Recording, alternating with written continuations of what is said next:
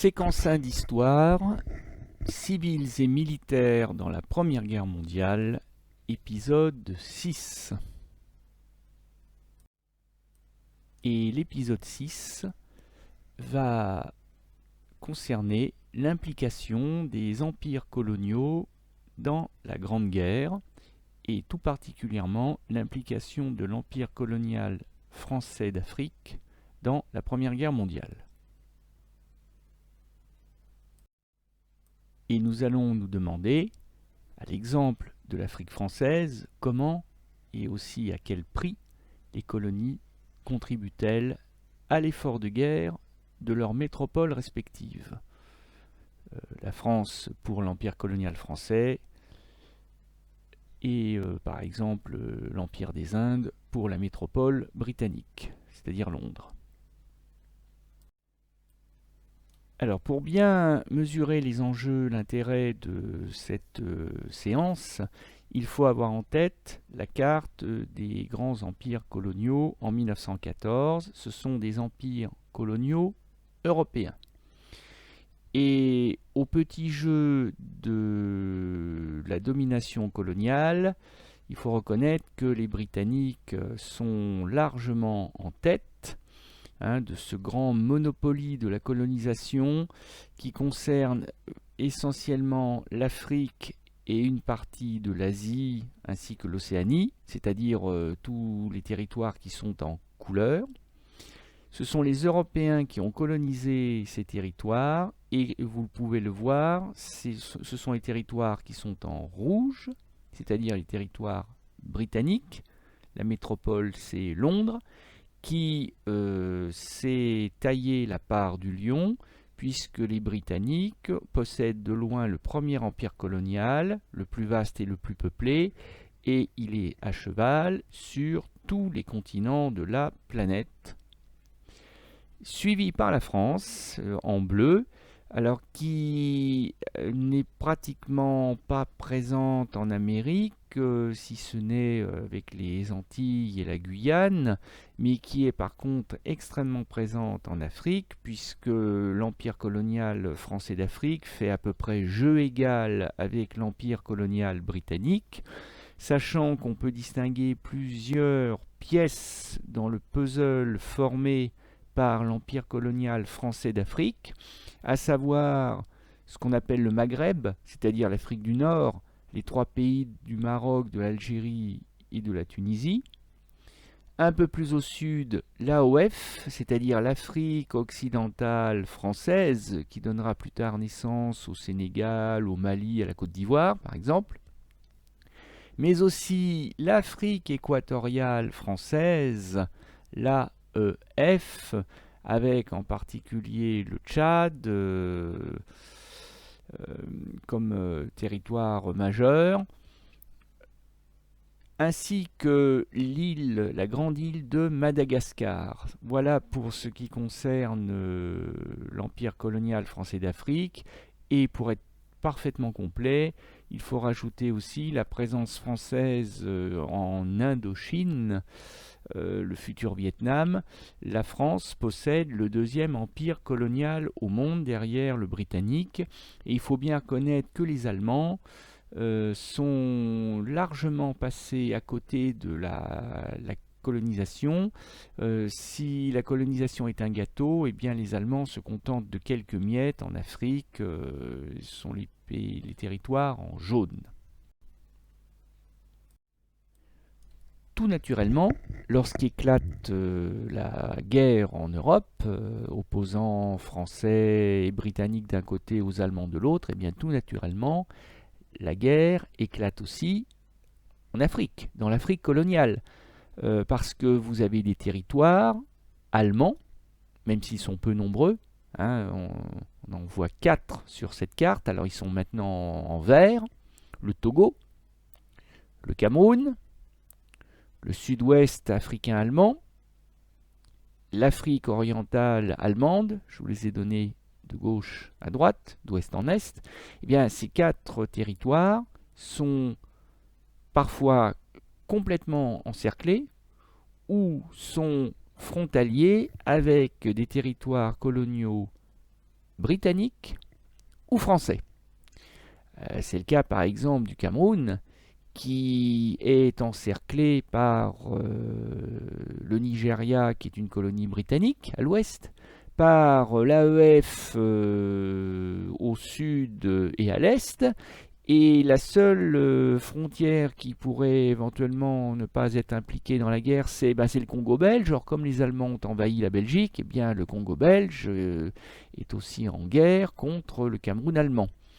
Et donc, dans ces conditions, l'Allemagne va perdre très vite le contrôle de ses colonies, parce que l'Allemagne n'a pas les moyens de conserver des colonies qui sont encerclées par les colonies françaises, britanniques ou belges.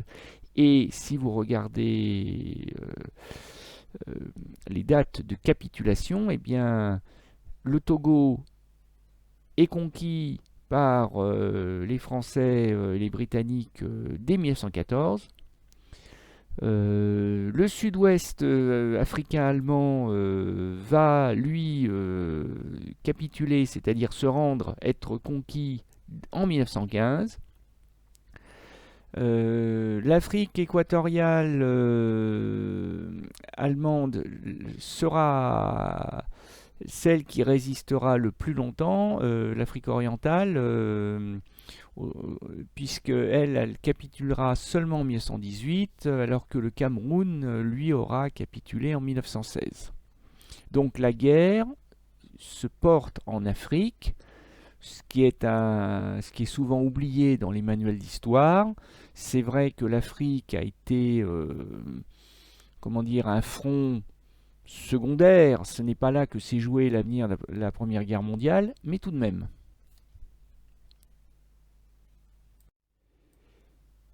Mais l'intérêt de notre étude est probablement ailleurs. Le véritable intérêt de notre étude, c'est cette photo qui l'illustre, parce que nous sommes... alors je ne saurais pas vous dire d'ailleurs si on est en France ou si on est en France métropolitaine, ce qui est probablement le cas, ou si on est en Afrique.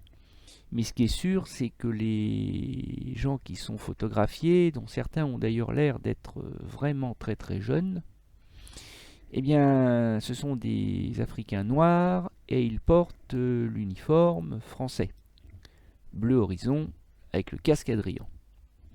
Et bien tout simplement parce que la France, qui très vite s'est retrouvée à court d'hommes pour faire face à l'Allemagne, a été dans l'obligation, c'était pas une option, c'était une obligation, de mobiliser, de faire appel au moins aux volontaires, et puis si on ne trouvait pas assez de volontaires, à des pas volontaires, pour venir remplir les tranchées. Donc l'Afrique a fourni 165 000 soldats venus de l'AOF, 18 000 venus de l'AEF, sans compter 172 000 Algériens, 100 000 Tunisiens et Marocains, et même 40 000 Malgaches. Et ces Africains ont été engagés, en fait à peu près partout, c'est-à-dire sur le front occidental, mais aussi dans les Dardanelles, sur le front grec ottoman, dans les Balkans. Il n'y a guère, je crois, que sur le front italien qu'on ne les a pas trouvés.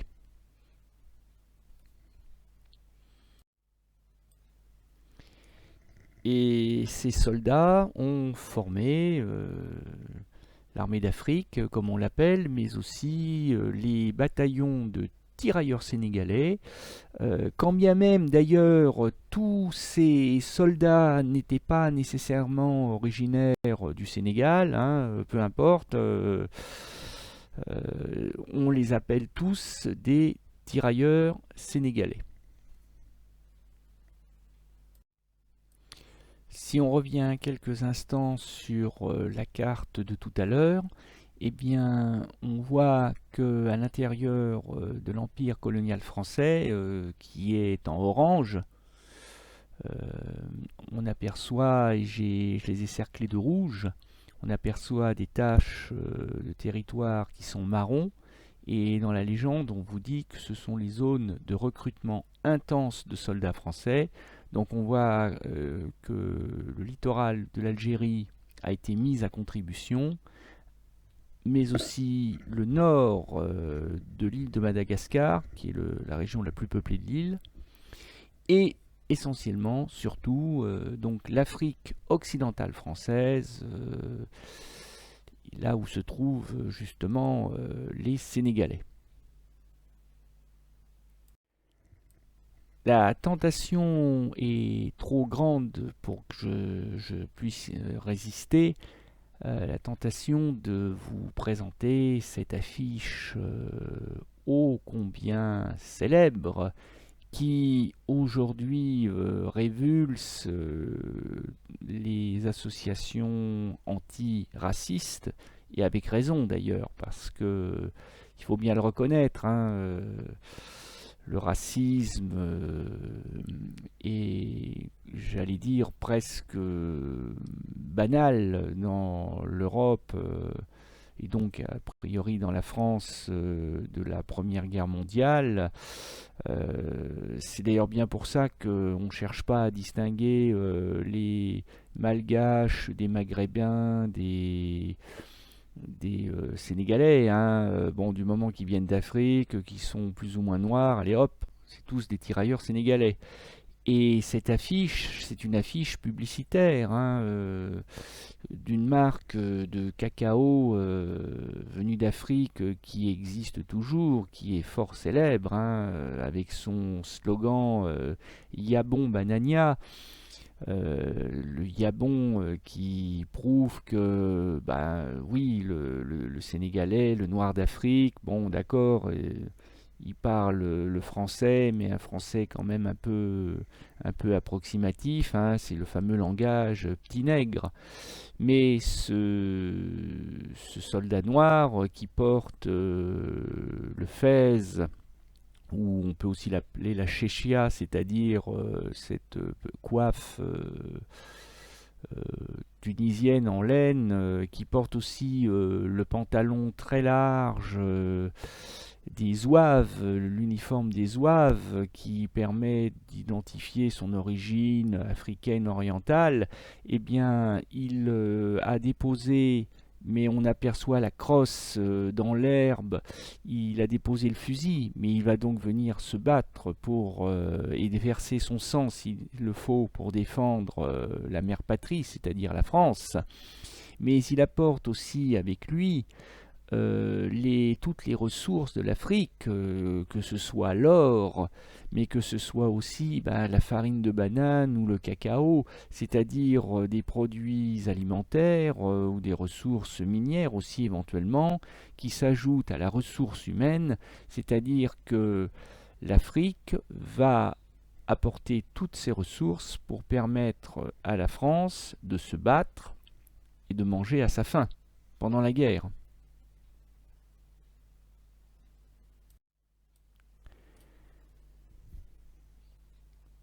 Certains d'ailleurs des mobilisés des colonies, certains des Africains, des indigènes comme on les appelle à l'époque, certains des indigènes qui vont venir en métropole, parmi les centaines de milliers qui viennent en métropole, tous n'iront pas d'ailleurs dans les tranchées, tous n'iront pas se battre en tant que tirailleurs sénégalais.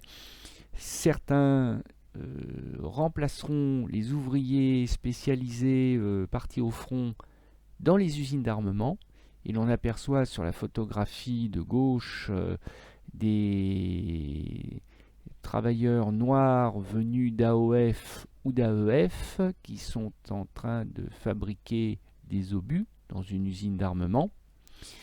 Tandis que d'autres, les Tonkinois, les Anamites, venus d'Indochine, eh bien, comme vous voyez, ils portent peut-être l'uniforme bleu horizon, mais leurs armes, ce sont des râteaux, ce sont des fourches, ce sont des bêches, tout simplement parce qu'ils vont être employés à faire pousser des légumes dans les parcs, dans les jardins de Paris. Et oui, on va transformer les pelouses en jardins potagers parce qu'il est urgent de nourrir la population. Et donc, travailler pour les usines de guerre ou travailler pour nourrir la population, ça fait partie de l'effort de guerre et on va demander aux colonisés de participer à cet effort de guerre. Et d'ailleurs, c'est le début de l'immigration d'origine africaine ou nord-africaine en France, puisque un certain nombre de ces 100 000 Algériens, 40 000 Marocains qui ont été envoyés en métropole, eh bien, dans les grandes villes, comme Paris, Marseille, Lyon et Saint-Étienne, ces villes industrielles où on fabrique notamment des armes de guerre, eh bien, une partie d'entre eux feront souche, c'est-à-dire resteront sur place, auront des enfants et ne rentreront pas dans les colonies. Alors, il est temps de faire l'exercice qui accompagne notre séance et qui va nous permettre de cartographier un peu tout ce que nous venons de voir. Donc, vous et moi, nous avons ce fond de carte qui est très très schématisé, comme vous pouvez le voir, mais peu importe, ça va nous permettre d'aller vite et à l'essentiel. Au départ, la métropole, donc en l'occurrence Paris, la France, l'Hexagone si vous préférez, qu'on va colorier en vert. N'oubliez pas de la colorier aussi dans la légende. Et puis, en vert plus clair, l'empire colonial français d'Afrique en 1914. Donc, on retrouve au nord le Maghreb, c'est-à-dire essentiellement l'Algérie, la Tunisie, puis le nord du Maroc.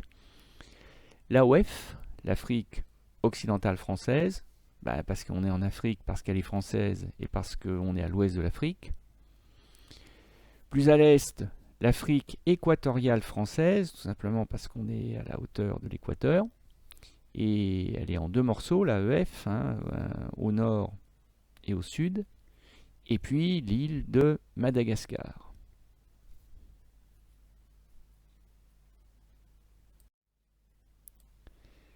Ajoutons à cela les territoires des coloniaux des alliés de la France pendant cette guerre, donc le Congo belge, et puis pour le reste, il y a quelques territoires italiens, mais pour le reste, ce sont des territoires contrôlés par les Britanniques.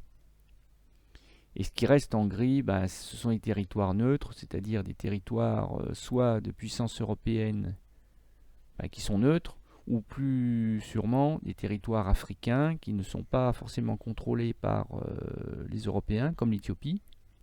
C'est la tache grise là à l'est de l'Afrique, vers la Corne, et qui ont décidé de rester neutres.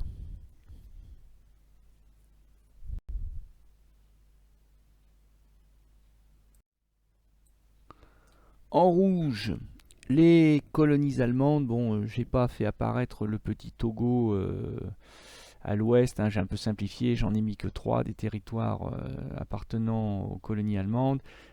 Une essentiellement, celle qui est la plus mal lotie puisqu'elle est complètement encerclée par les colonies françaises ou britanniques ou belges, c'est le Cameroun.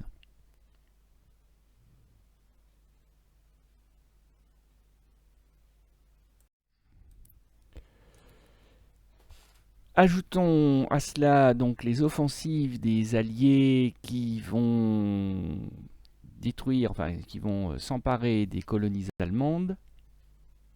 Ce sont les flèches noires.